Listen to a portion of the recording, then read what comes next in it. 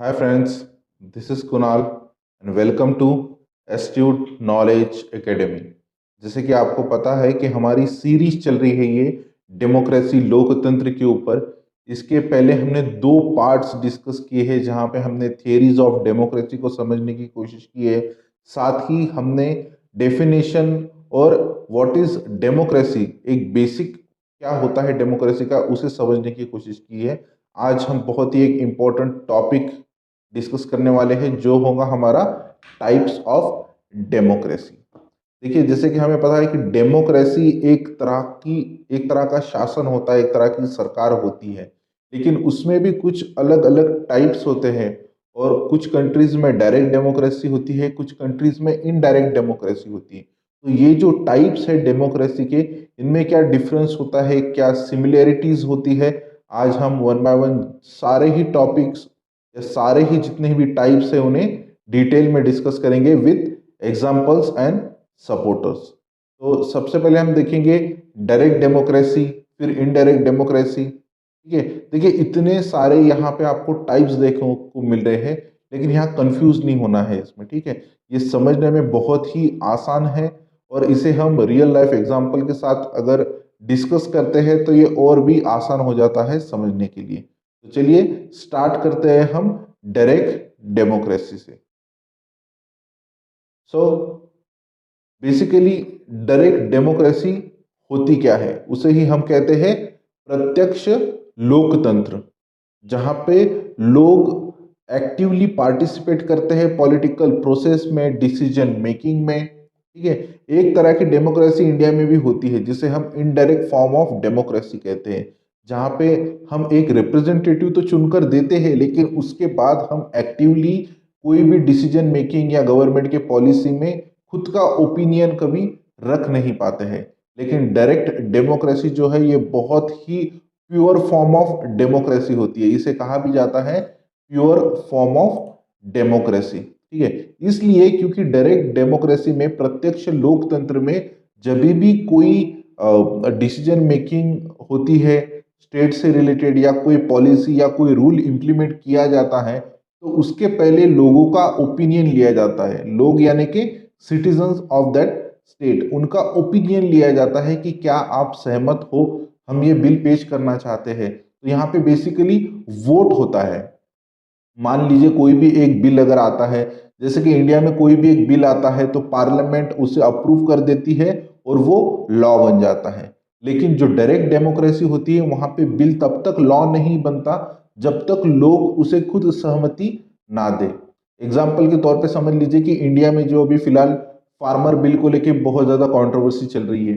अब हमें पता है कि फार्मर बिल तो बनाया है गवर्नमेंट ने फार्मर्स के लिए, लेकिन फार्मर खुद प्रोटेस्ट कर रहे हैं because they do not want that bill. Farmers के हिसाब से उनके लिए बिल अप्रोप्रिएट नहीं है या अच्छा नहीं है, इसलिए वो प्रोटेस्ट कर रहे हैं। Even after their protest government is pressurising to implement that policy, rule और लॉ इन अ सोसाइटी और अ स्टेट। तो यहाँ पे देखिए, डिसीजन हमने तो है हमारा रिप्रेजेंटेटिव चुन के दिया। हम बोलते हैं कि इंडिया में डेमोक्रेसी है, लेकिन डेमोक्रेसी होकर भी हमें डिसीजन मेकिंग प्रोसेस में जो है वो पार्टिसिपेट करने को नहीं मिलता है। वहीं पे जो डायरेक्ट डेमोक्रेसी होती है, अगर इंडिया में डायरेक्ट डेमोक्रेसी होती, प्रत्यक्ष लोकतंत्र होता, तो यही जो फार्मर बिल्स के लिए आज प्रोटेस्ट हो रहे हैं वो होते ही नहीं। क्योंकि जब गवर्नमेंट कोई बिल लेकर आती है, अगर गवर्नमेंट फार्म बिल लेकर आती तो या फार्मर्स बिल लेकर आती, तो वो लोगों से पूछती क्या आपको ये बिल चाहिए। फिर उसके बाद लोग उसमें वोट करते, जितने भी इंडिया के सिटीजन हैं वो वोट करते और बताते कि हमको ये बिल चाहिए या नहीं चाहिए। अगर 50% से ज़्यादा लोग कहते हैं कि उन्हें ये बिल चाहिए, तभी और सभी तभी इस बिल को एक लॉ बनाया जा सकता है या इसे प्रैक्टिकली यूज किया जा सकता है स्टेट में। तो ये होती है आपकी प्रत्यक्ष लोकतंत्र, जहाँ पे जिसे आप प्योर डेमोक्रेसी भी कहते हो, और 100% आपके ओपिनियन मैटर करते हैं यहाँ पे। इस तरह की जो डेमोक्रेसी है, डायरेक्ट डेमोक्रेसी, आपको स्विट्जरलैंड में देखने को मिलती है। ठीक है, स्विट्जरलैंड में। अब उसकी डेफिनेशन समझने की कोशिश करते हैं हम। Direct democracy sometimes called as a pure democracy is a form of democracy in which all laws, policies imposed by the government are determined by the people themselves. देखिए यहाँ पे क्या कर रहे हैं, डिटरमाइंड यानी कि लोग खुद खुद डिसाइड करेंगे क्या वो बिल उनको चाहिए या नहीं चाहिए, rather than by the representatives who are elected by the people। देखिए यहाँ भी रिप्रेजेंटेटिव को लोग चुनकर देते हैं, फिर भी रिप्रेजेंटेटिव जो है वो लोगों के बिहाफ में काम तो करता ही है, लेकिन कोई भी डिसीजन लेते वक्त लोगों का ओपिनियन लेना बहुत ही जरूरी होता है गवर्नमेंट के लिए। In a true direct democracy, all laws, bill, and even court decisions are voted on by all citizens। देखिए कोई भी डायरेक्ट डेमोक्रेसी में चाहे वो लॉ हो, किसी भी तरह का कायदा कानून हो, कोई भी बिल हो, या तो अगर कोई कोर्ट का डिसीजन भी हो तो वहां पे भी लोगों से वोट लिए जाते हैं। एग्जाम्पल में समझ लीजिए कि जैसे कि हमारे यहाँ पे निर्भया केस हुआ था। सभी को पता है कि निर्भया केस बहुत ही मतलब हम बोल सकते हैं उसे कि एक क्रुएलिटी का हमने नज़ारा देखा था इंडिया में। तो उसके बाद कुछ ह्यूमन राइट्स कमीशन वालों ने ये कहा था कि उनको जो जिन्होंने विक्टिम को मोलेस्ट किया था या जो क्रिमिनल्स थे उनको जो है ज़्यादा हार्श पनिशमेंट दिया नहीं जाना चाहिए। वहीं पे जो इंडिया के लोगों का ओपिनियन था वो कह रहे थे कि इनको जल्द से जल्द फांसी दे दीजिए। तो यहाँ पे जो है हमारे यहाँ पे जुडिशियरी को पावर दिया जाता है और जुडिशियरी के ऊपर कोई भी नहीं होता है। इवन तो हम बोल रहे थे कि उनको फांसी दे दी जाए, लेकिन कोर्ट ने जो है उनको प्रॉपर प्रोसीजर के थ्रू जो भी उनका मतलब जो भी उनको सेंटेंस दिया गया वो कोर्ट द्वारा दिया गया, वहां पे हमारे ओपिनियन नहीं दिए गए। ठीक है, तो स्विट्जरलैंड एक ये एक रेयर एग्जाम्पल है, बहुत ही रेयर है। दुनिया में किसी भी कंट्री में डायरेक्ट डेमोक्रेसी नहीं है except Switzerland. Switzerland is a rare example of a country with instrument of a direct democracy. Classical democracy and Athenian democracy was an example of direct democracy. जैसे कि हमें पता है, हमने देखा था एथेनियन डेमोक्रेसी यानी कि जो सबसे पहले डेमोक्रेसी की जो शुरुआत हुई है वो हुई है एथेंस ग्रीस से, और वहाँ जो थी डेमोक्रेसी वो डायरेक्ट फॉर्म ऑफ प्रत्यक्ष लोकतंत्र वहाँ पे होता था। देखिए यहाँ पे ये स्विट्जरलैंड एग्जाम्पल याद रखना है क्योंकि एग्जाम में पूछा जाता है कि किस कंट्री में किस तरह की डेमोक्रेसी है। अब देखते हैं कि इंडिया में इनडायरेक्ट डेमोक्रेसी है और रिप्रेजेंटेटिव फॉर्म ऑफ डेमोक्रेसी है, ठीक है, लेकिन इंडिया में डायरेक्ट डेमोक्रेसी क्यों नहीं है। ये टॉपिक समझने के बाद आपके मन में सवाल जरूर आएगा कि इंडिया में डायरेक्ट डेमोक्रेसी क्यों नहीं है या गवर्नमेंट उसे इंप्लीमेंट क्यों नहीं करती, डायरेक्ट फॉर्म ऑफ डेमोक्रेसी में हम क्यों नहीं रह सकते इंडिया में। द रीजन बीइंग जो डाइवर्सिटी है हमारे यहाँ पे, इतनी ज्यादा डाइवर्सिटी है, इतना पॉपुलेशन है, अलग अलग कल्चर है, अलग अलग रीजन रिलीजन्स है, अलग अलग लोगों की थॉट प्रोसेस है। अगर इंडिया जैसे बहुत बड़ा कंट्री है ना, world one of the world's biggest democracy India को कहा जाता है, तो यहाँ पे हम कोई भी चीज डायरेक्ट डेमोक्रेसी से नहीं कर सकते क्योंकि लोगों का ओपिनियन डिफरेंट होता है इंडिया में। ठीक है, कोई अगर आप बिल लेकर आओ, समझ लीजिए राम मंदिर वाला अगर बिल आ जाता पार्लियामेंट में, ठीक है, तो वहां पे जितनी हिंदी कम्युनिटी होती थी वही उस बिल को हाँ कहती थी, और जो अदर कम्युनिटीज थी जिनको लगता है कि मंदिर नहीं बनना चाहिए वो ना बोलती थी। और अगर इस डाइवर्सिटी के वजह से जो है वो कॉन्फ्लिक्ट क्रिएट हो जाता है इंडिया में ना। हमें पता है कि छोटी छोटी बातों पर मंदिरों को लेके मस्जिदों को लेके इंडिया में बहस छिड़ जाती है। तो इसीलिए जो है वो हम प्रैक्टिकली इस टाइप ऑफ डेमोक्रेसी को, डायरेक्ट डेमोक्रेसी को हमारे कंट्री में इंप्लीमेंट नहीं कर सकते। सिर्फ रीजन है हमारा डाइवर्सिटी, जो इतना सारा रिलीजन है वो। चलिए अब समझने की कोशिश करते हैं व्हाट इज इनडायरेक्ट, अप्रत्यक्ष लोकतंत्र और प्रातिनिधिक लोकतंत्र क्या होता है। बेसिकली जो इंडिया की गवर्नमेंट है या जो इंडिया में जिस तरह की गवर्नमेंट फॉर्म होती है उसे हम कहते हैं इनडायरेक्ट डेमोक्रेसी। हम इनडायरेक्ट डेमोक्रेसी में जीते हैं, उसे ही आप रिप्रेजेंटेटिव यानी कि प्रातिनिधिक लोकतंत्र भी कहते हो।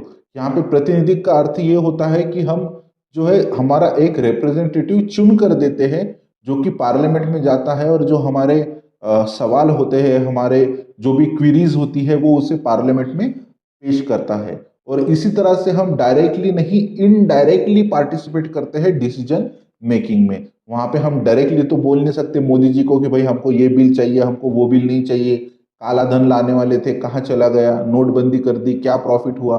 ये सवाल हम गवर्नमेंट से पूछ तो सकते हैं, लेकिन हमारे बिहाफ में ये क्वेश्चन पार्लियामेंट में रिप्रेजेंट कौन करता है, हमारे रिप्रेजेंटेटिव्स जिसे हम हमारे वार्ड से, हमारे एरिया से, ठीक है, हमारे मतदार संघ से हम उनको चुन कर देते हैं। इसीलिए हम जो है इनडायरेक्ट डेमोक्रेसी या इसे रिप्रेजेंटेटिव डेमोक्रेसी कहते हैं। अब कौन सी कंट्री में ये डेमोक्रेसी है? जैसे डायरेक्ट डेमोक्रेसी जो है वो स्विट्जरलैंड एक रेयर एग्जांपल है। स्विट्जरलैंड के अलावा कहीं भी जो है डायरेक्ट डेमोक्रेसी नहीं है। लेकिन जो इनडायरेक्ट डेमोक्रेसी या रिप्रेजेंटेटिव डेमोक्रेसी है, ये बहुत ही कॉमन टाइप है डेमोक्रेसी का। मोस्टली जितने भी कंट्रीज है वर्ल्ड में, मैक्सिमम कंट्रीज में जो है वो रिप्रेजेंटेटिव या इनडायरेक्ट फॉर्म ऑफ डेमोक्रेसी ही चलती है। देखते हैं इसका मतलब क्या होता है। In this form of democracy people instead of directly taking any part in a government to do so by and through their elected representatives. Indirect democracy has too many forms. देखिए इनडायरेक्ट डेमोक्रेसी में भी अलग अलग तरह की democracy होती है। एक तो होती है पार्लियामेंट्री और कैबिनेट फॉर्म ऑफ डेमोक्रेसी। दूसरी होती है आपकी प्रेसिडेंशियल फॉर्म ऑफ डेमोक्रेसी। तीसरी है unitary form of democracy. Fourth होती है आपकी federal form of democracy. There are many mix form of indirect democracy. जो इंडिया में जो डेमोक्रेसी है, आप उसे बोल सकते हो कि हमारे यहाँ पे फेडरल है, पार्लियामेंट्री फॉर्म ऑफ डेमोक्रेसी है, इनडायरेक्ट डेमोक्रेसी है, रिप्रेजेंटेटिव फॉर्म ऑफ डेमोक्रेसी है। तो इंडिया की जो डेमोक्रेसी है वो मिक्स्ड है ना, मिक्स्ड है। कोई एक प्योर फॉर्म की डेमोक्रेसी नहीं है। हमारे यहाँ की डेमोक्रेसी को हम पार्लियामेंट्री फॉर्म ऑफ डेमोक्रेसी भी कहते हैं, रिप्रेजेंटेटिव फॉर्म ऑफ डेमोक्रेसी भी उसे हम बोल सकते हैं। देखिए दुनिया में कहाँ कहाँ पे प्रेसिडेंशियल और पार्लियामेंट्री फॉर्म ऑफ डेमोक्रेसी है, तो इंडिया, साथ में यूनाइटेड किंगडम जो कि आपका इंग्लैंड है, वहां पे पार्लियामेंट्री फॉर्म ऑफ डेमोक्रेसी होती है। पार्लियामेंट्री फॉर्म में जो है वो पीएम जो है वो स्टेट का हेड होता है। जो हमारे प्रधानमंत्री है मोदी जी, वो स्टेट के हेड होते हैं। और प्रेसिडेंट भी हमारे यहाँ पे पोजीशन होती है, लेकिन उनको सिर्फ nominal head of the state कहा जाता है। उन्हें नॉमिनल हेड कहा जाता है। उनके पास उतनी ज्यादा अथॉरिटी नहीं होती जितनी कि एक भारत के प्रधानमंत्री के पास होती है। वहीं पे अगर हम एग्जांपल ले प्रेसिडेंशियल फॉर्म ऑफ डेमोक्रेसी का, तो वो आपको देखने को मिलेंगी यूएसए और कनाडा में। अब हमें पता है कि यूएसए में डोनाल्ड ट्रंप हो गए, उसके पहले आपके बराक ओबामा हो गए। ये जितने भी प्रेसिडेंट थे, ये जो स्टेट के हेड होते हैं, प्रेसिडेंशियल फॉर्म ऑफ डेमोक्रेसी में प्रेसिडेंट जो है वो हेड होता है स्टेट का। वहां पे पीएम की पोजीशन तो होती है, लेकिन उसे नॉमिनल हेड रखा जाता है। और सबसे ज्यादा पावर जो होती है वो प्रेसिडेंट के पास होती है। तो जहां पे प्रेसिडेंट के पास सारी पावर सेंटर्ड होती है, उस तरह के लोकतंत्र को आप प्रेसिडेंशियल फॉर्म ऑफ डेमोक्रेसी कहोगे। और यूएसए और कनाडा में ये देखने को मिलती है। आप अगर पुराने एग्जाम्स अगर देखोगे, क्वेश्चंस का एनालिसिस करोगे, PGT political science, MA entrance, PhD entrance या यूजीसी नेट या सेट पॉलिटिकल साइंस के एग्जाम में, तो आपको ये देखने को मिलेंगे कि वो डायरेक्टली पूछते हैं कि किस कंट्री में किस तरह की डेमोक्रेसी है। इवन दो इंडिया में इनडायरेक्ट और रिप्रेजेंटेटिव टाइप ऑफ डेमोक्रेसी है, लेकिन ऑप्शन में आपको ये देख के नहीं आएगा। आपको पूछा जाएगा पार्लियामेंट्री फॉर्म ऑफ डेमोक्रेसी है या presidential form of democracy India में है। ठीक है, तो आई गेस यहाँ पे आपके जो डाउट है डायरेक्ट और इनडायरेक्ट डेमोक्रेसी को लेके, ये जो है वो क्लियर हो चुके हैं। तो हम नेक्स्ट टाइप पे मूव करते हैं। चलिए देखते हैं। नेक्स्ट टाइप है हमारा प्रोटेक्टिव फॉर्म ऑफ डेमोक्रेसी, जिसे आप सुरक्षात्मक लोकतंत्र कहते हो। तो देखिए जितने भी कंट्रीज है जो कि लिबर्टी में बिलीव करते हैं या लिबरलिज्म आइडियोलॉजी को सपोर्ट करते हैं, वो इस प्रोटेक्टिव डेमोक्रेसी के सपोर्टर है। वो सपोर्ट करते हैं इस तरह की डेमोक्रेसी को। रीजन क्या होता है प्रोटेक्टिव डेमोक्रेसी का, डेमोक्रेसी को सपोर्ट करने का? कि यहाँ पे जो है गवर्नमेंट मिनिमम इंटरफेरेंस करती है पब्लिक लाइफ में। यहाँ पे गवर्नमेंट का इंटरफेरेंस मिनिमम रखा जाता है और लोगों के राइट, लिबर्टी और प्रॉपर्टी को पूरी तरह से उनको स्वतंत्रता दी जाती है अपने इन तीनों भी आयामों को, जो कि होती है राइट, लिबर्टी और right to life, right to liberty and right to property को फुल्ली इंजॉय कर सके। It gives people widest scope to live their life as they choose. यहाँ पे आपको पूरी तरह से स्वतंत्रता मिलती है। जिस तरह की लाइफ आप जीना चाहते हो आप जी सकते हो। गवर्नमेंट आपको फोर्स नहीं कर सकती कोई भी चीज के लिए।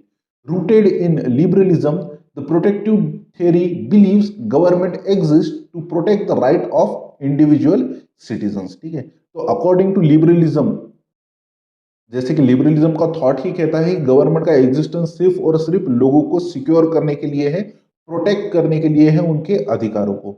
वहीं पे प्रोटेक्टिव डेमोक्रेसी में लिबरलिज्म भी यही कहना चाहता है कि प्रोटेक्टिव डेमोक्रेसी एक इस तरह का लोकतंत्र है जहां पे गवर्नमेंट का काम सिर्फ लोगों के अधिकारों को सिक्योर करना है, प्रोटेक्ट करना है, ना कि उनके पर्सनल लाइफ में इंटरफेयर करना। Government involvement in the life of citizen should be focused on protecting material wealth and maintaining a free market. जैसे हमें पता है कि लिबरलिज्म जो है वो फ्री मार्केट इकोनॉमी की बात करता है ना, क्योंकि ये कैपिटलिज्म के सपोर्टर्स है। और कैपिटलिज्म में लेजिस्फेयर फ्री मार्केट इकोनॉमी की बात होती है, जो बिजनेस आपको करना है आप कर सकते हो, जितनी प्रॉपर्टी आपको जो है वो अपने पास रखनी है आप रख सकते हो। उसके लिए आपको जो है वो सक्सेसिव टैक्सेशन एक टर्म होती है जो कि जॉन लॉक ने दी थी, रॉबर्ट नॉजिक ने दी थी, वो भी इम्प्लीमेंट की जाती है कि जिसकी जितनी इनकम उसको उतना ही ज्यादा टैक्स लगेगा। इंडिया में भी सक्सेसिव टैक्सेशन का ही प्रोसीजर यूज किया जाता है। Broad based civic engagement is discouraged unless it is related to protecting civil liberties. देखिए इसके मेन सपोर्टर्स कौन है प्रोटेक्टिव डेमोक्रेसी के। सबसे पहले तो हमारे जिन्होंने सोशल कॉन्ट्रैक्ट थ्योरी दिया था जॉन लॉक, उसी के साथ जेम्स मैडिसन, बेंथम और यूटिलिटेरियन थिंकर जेएस मिल। ठीक है, तो ये जित अब देखिए आइडियोलॉजीज भी अगर पूछी जाए एग्जाम में, अगर आपको सपोर्टर्स के नाम ना पूछते हुए अगर पूछ लिया जाए कि प्रोटेक्टिव डेमोक्रेसी को कौन सपोर्ट करता है, लिबरलिज्म आइडियोलॉजी सपोर्ट करती है, मार्क्सिस्ट आइडियोलॉजी करती है, प्लूरलिस्ट करती है, या कोई भी एक ट्रेडिशनल या मॉडर्न आइडियोलॉजी उसे सपोर्ट करती है। तो आपको पता होना चाहिए कि जो प्रोटेक्टिव डेमोक्रेसी है ये कहाँ से निकल कर आई है, किसके थॉट या किसके थॉट्स में रूटेड है, ये लिबरलिज्म के। तो जितने भी लिबरलिज्म से रिलेटेड थिंकर्स है या फिलोसोफर्स है वो सब लोग प्रोटेक्टिव डेमोक्रेसी को सपोर्ट करेंगे। नेक्स्ट देखते हैं हमारा प्रोसीजरल डेमोक्रेसी, प्रक्रियात्मक लोकतंत्र। देखिए इसी में ही जो प्रक्रियात्मक वर्ड है इसी में ही इसका मतलब छिपा हुआ है कि इस तरह की डेमोक्रेसी जहां भी होती है वहां पे प्रोसीजर यानी कि प्रक्रिया पे बहुत ज्यादा इंफेसिस दिया जाता है कि किस प्रक्रिया से जो है वो आपका आउटपुट निकल कर आ रहा है, किस तरह की सही गलत कौन सी प्रक्रिया गवर्नमेंट यूज कर रही है कोई भी बिल पास करने के लिए या कोई भी एक रूल या लॉ बनाने में। A democracy in which the people or citizen of the state have less influence than in a traditional liberal democracy। अब जो प्रोसीजरल डेमोक्रेसी होती है वहां पे हमने देखा है डायरेक्ट डेमोक्रेसी में 100% लोगों का कंट्रीब्यूशन होता है, प्रोटेक्टिव डेमोक्रेसी में थोड़ा होता है, लेकिन जो प्रोसीजरल डेमोक्रेसी होती है वहां पे बहुत ही कम मिनिमम इन्फ्लुएंस होता है लोगों का comparing to traditional liberal democracies के। This type of democracy is characterized by voters choosing to elect a representative in free election। देखिए प्रोसीजरल डेमोक्रेसी में भी आप अपने एक रिप्रेजेंटेटिव को चुनकर देते हो, लेकिन उसके बाद आपका जो है इन्फ्लुएंस कम हो जाता है डिसीजन मेकिंग में, आपकी ओपिनियन ज़्यादा मैटर करती नहीं है। जो रिप्रेजेंटेटिव आपने चुनकर दिया है उसी का काम रहेगा आपके जो भी क्वेरीज है उसके ऊपर या उसे पार्लियामेंट में प्रेजेंट करना और डिसीजन मेकिंग में पार्टिसिपेट करना। देखिए अब यहाँ पे इनडायरेक्ट डेमोक्रेसी या रिप्रेजेंटेटिव डेमोक्रेसी और प्रोसीजरल डेमोक्रेसी में एक चीज कॉमन है जो कि है रिप्रेजेंटेटिव को इलेक्ट करना। ठीक है, तो ये चीज कॉमन है, लेकिन जो डायरेक्ट डेमोक्रेसी है या इनडायरेक्ट या रिप्रेजेंटेटिव डेमोक्रेसी है और प्रोसीजरल डेमोक्रेसी, इनमें डिफरेंस ये है कि प्रोसीजरल डेमोक्रेसी प्रक्रिया में ज्यादा बिलीव करती है, एक प्रोसेस से गुजरकर या एक प्रोसीजर को फॉलो करती है। Procedural democracy emphasis on procedure. Procedural democracy is basically the replication of liberal democracy which primarily seeks to protect individual from the arbitrary acts of government. एक तरह से लिबरल डेमोक्रेसी के जैसे ही फंक्शन करती है। प्रोसीजरल डेमोक्रेसी में भी main motto जो होता है वो सिटीजन्स के राइट को गवर्नमेंट कर्टेल ना कर सके, उसी के ऊपर ज्यादा इंफेसिस दिया जाता है। ठीक है, प्रोसीजरल डेमोक्रेसी को आप लिबरल डेमोक्रेसी भी कह सकते हो, और ये जो टाइप है डेमोक्रेसी का वो बहुत ही ज्यादा सूटेबल होता है कैपिटलिज्म के लिए। ठीक है, सो नेक्स्ट देखते हैं। अब देखेंगे हम सब्सटेंटिव फॉर्म ऑफ डेमोक्रेसी, जिसे ही आप वास्तविक लोकतंत्र भी कहते हो। A form of democracy in which the outcome of elections is representatives of the people. In other words, substantive democracy is a form of democracy that functions in the interest of the governed। अब यहाँ पे देखिए, अब फिर से वही बात हो रही है, प्रोसीजरल डेमोक्रेसी भी इलेक्शन की बात करती है, रिप्रेजेंटेटिव की बात करती है, उसी के साथ में इनडायरेक्ट और रिप्रेजेंटेटिव डेमोक्रेसी भी एक रिप्रेजेंटेटिव को चुनने की, इलेक्ट करने की बात करती है। लेकिन अब इनमें डिफरेंस क्या होता है, ठीक है। अब सब्सटेंटिव सॉरी सब्सटेंटिव डेमोक्रेसी किस चीज की बात करती है, वास्तविक लोकतंत्र। यहाँ पे किसका इंटरेस्ट सबसे ज्यादा फोकस किया जाता है, गवर्न। गवर्न यानी कि जिनके ऊपर सत्ता चल रही है, जिनके ऊपर रूल हम कर रहे हैं, यानी कि यहाँ पे सिटीजन्स हो गए, पीपल, अगर इंडिया में पीपल ऑफ इंडिया या सिटीजन ऑफ इंडिया, उनके इंटरेस्ट में ही काम किए जाते हैं वास्तविक लोकतंत्र में, ठीक है। वास्तविक में ही, वास्तविकता में सिर्फ और सिर्फ लोगों के इंटरेस्ट के लिए काम किया जाता है। एक होते हैं गवर्न, जिनके ऊपर रूल किया जाता है, और जो शासक होता है उन्हें हम गवर्न कहेंगे, ठीक है। Substantive democracy, socialist democracy suitable किसके लिए है, सोशलिज्म के लिए, क्योंकि सोशलिज्म भी किस चीज के लिए काम करता है, सिर्फ और सिर्फ इंटरेस्ट ऑफ द सिटीजन्स के ऊपर बेस्ड होता है सोशलिज्म। नेक्स्ट देखते हैं हम डिलिबरेटिव और डिस्कर्सिव डेमोक्रेसी। इसी को आप कहोगे विचारशील लोकतंत्र या विवेकशील जनतंत्र। जनतंत्र का ही मतलब लोकतंत्र होता है। A form of democracy in which deliberation is central to decision making। ठीक है, देखिए विचारशील, यहाँ पे नाम में ही अगेन यहाँ पे मतलब छुपा है कि विचारशील है होता है ये लोकतंत्र।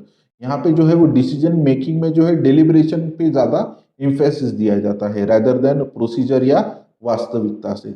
It adopts element of both consensus decision making and majority rule. देखिए अगेन इनडायरेक्ट डेमोक्रेसी और डेलिबरेटिव में डिफरेंस क्या है कि यहाँ पे डायरेक्टली लोगों का कंसेंसस लिया जाता है, यानी कि लोगों की ओपिनियन ली जाती है कोई भी डिसीजन अगर मिलता है तो। साथ में यहाँ पे जो मेजोरिटी होती है उन्हीं का रूल होता है, यानी कि कोई भी, अगर आप पकड़ लीजिए कि एक गांव में 100 लोग हैं और एक गांव का जो है मुखिया एक बिल लेकर आता है, कहता है कि आज से गांव के बाहर पानी मिलेगा, तो कितने लोग जो है इसके ऊपर लोग अपना ओपिनियन देंगे। अगर 50 से ज्यादा लोगों ने कहा कि नहीं हमको गांव के अंदर ही पानी चाहिए, गांव के बाहर से हमको पानी नहीं लाना है, तो जो मेजोरिटी हो जाएंगी, वो जिन्होंने 50+ वोट दिए हैं वो मेजोरिटी हो जाएगी, और यहाँ पे लोगों का ओपिनियन भी पूछा जाएगा डायरेक्टली डिसीजन मेकिंग में। Deliberative democracy is generally seen as some form of amalgam of representative democracy and direct democracy. यहाँ पे एक वर्ड दिया देखिए कि अमेलगम, इसका मतलब ही होता है मिक्सचर है। जो डेलिबरेटिव डेमोक्रेसी है वो मिक्सचर है रिप्रेजेंटेटिव डेमोक्रेसी का और डायरेक्ट डेमोक्रेसी का। देखिए यहाँ पे भी एक बहुत ही अच्छा और टफ क्वेश्चन निकल कर आ सकता है कि डेलिबरेटिव डेमोक्रेसी किस दो टाइप की डेमोक्रेसी का मिक्सचर है। इस तरह से भी क्वेश्चन पूछा जा सकता है एग्जाम में। तो इसलिए देखिए अगर आप मगअप कर रहे हो, रट्टा मारने से अच्छा है पॉलिटिकल साइंस को जो है आप लॉजिकली पढ़िए, ठीक है। लॉजिकली पढ़ोगे एक भी क्वेश्चन आपका छूटेगा नहीं एग्जाम में, I can guarantee you that. अब देखते हैं डेलिबरेटिव डेमोक्रेसी के सपोर्टर कौन है।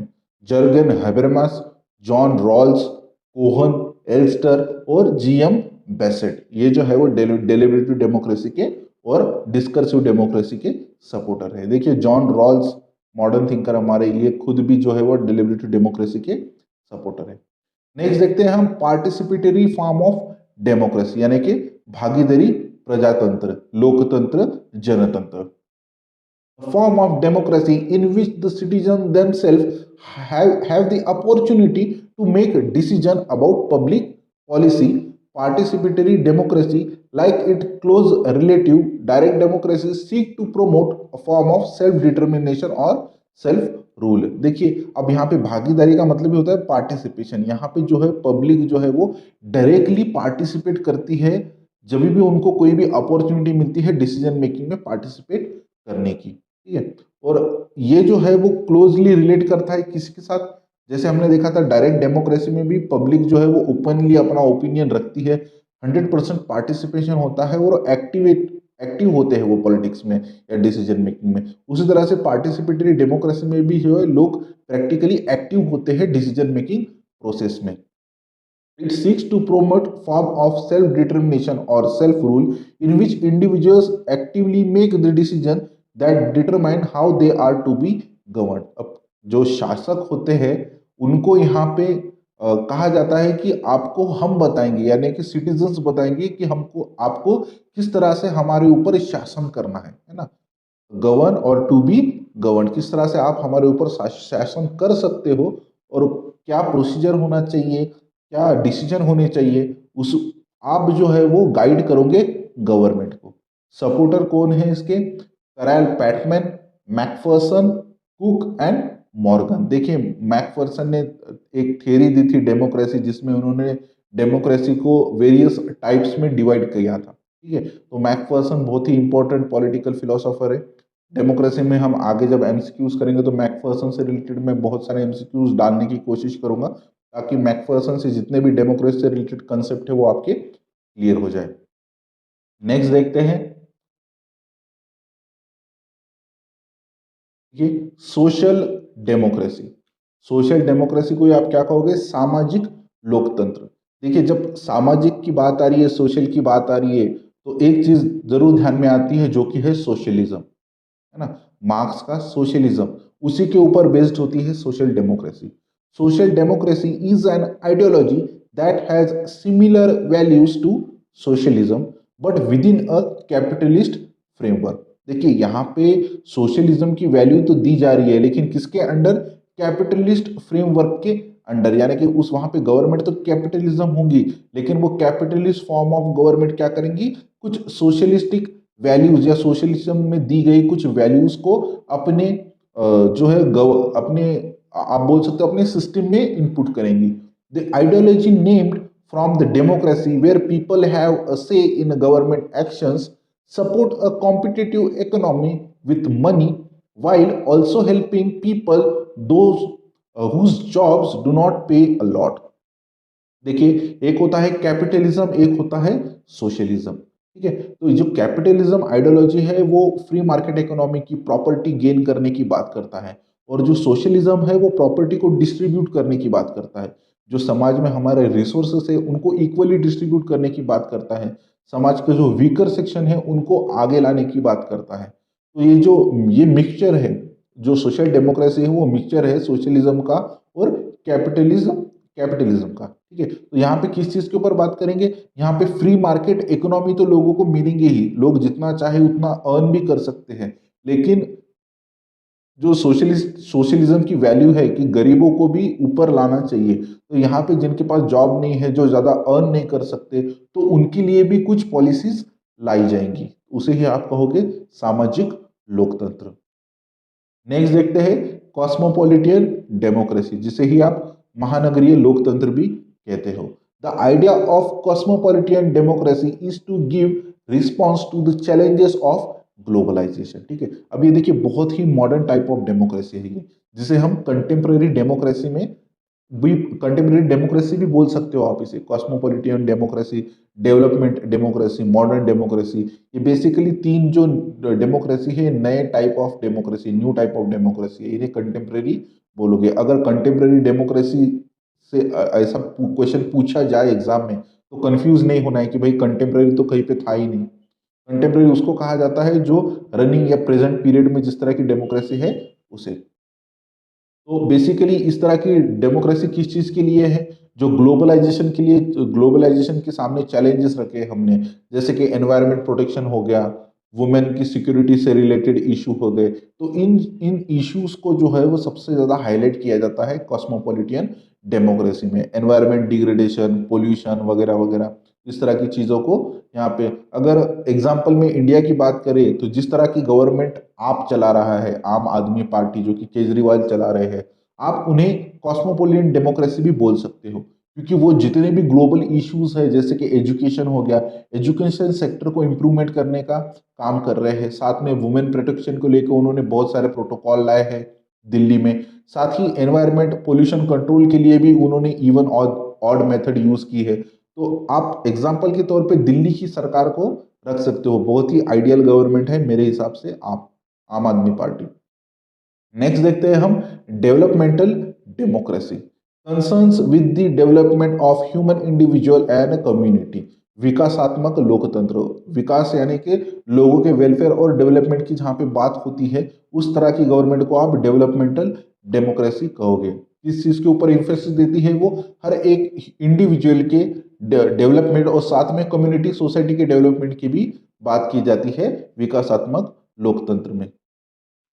नेक्स्ट देखते हैं हम, लास्ट टाइप है हमारा ये, जो कि है मॉडर्न डेमोक्रेसी, आधुनिक लोकतंत्र। इसे ही वेस्टर्न फॉर्म ऑफ डेमोक्रेसी भी कहा जाता है, वेस्टर्न गवर्नमेंट भी कहा जाता है। ठीक है, western government are called democracies. Democracy only work if voters are active and informed. अब मॉडर्न डेमोक्रेसी कब आ सकती है?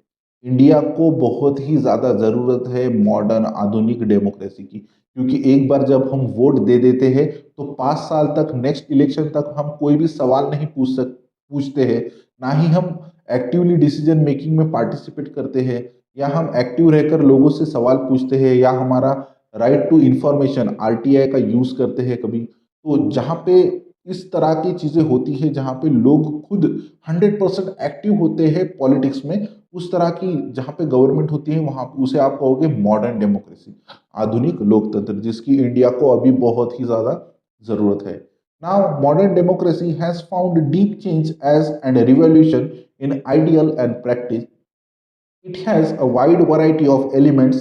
Democracy is drafted to fit the modern political life of human kind. ठीक है, तो इस तरह से ड्राफ्ट की गई है ये मॉडर्न डेमोक्रेसी, इस तरह से उसको शेप किया गया है कि जो मॉडर्न ह्यूमन लाइफ है, जो मॉडर्न ह्यूमन काइंड है, उनकी जिस तरह से पॉलिटिकल लाइफ होनी चाहिए, उनका एक्टिवली पार्टिसिपेट होना चाहिए, उसके ऊपर ये ज़्यादा एम्फेसिस देती है। तो ये कुछ टाइप्स हमने देख लिए हैं और यहाँ पे हमारा डेमोक्रेसी चैप्टर एंड होता है।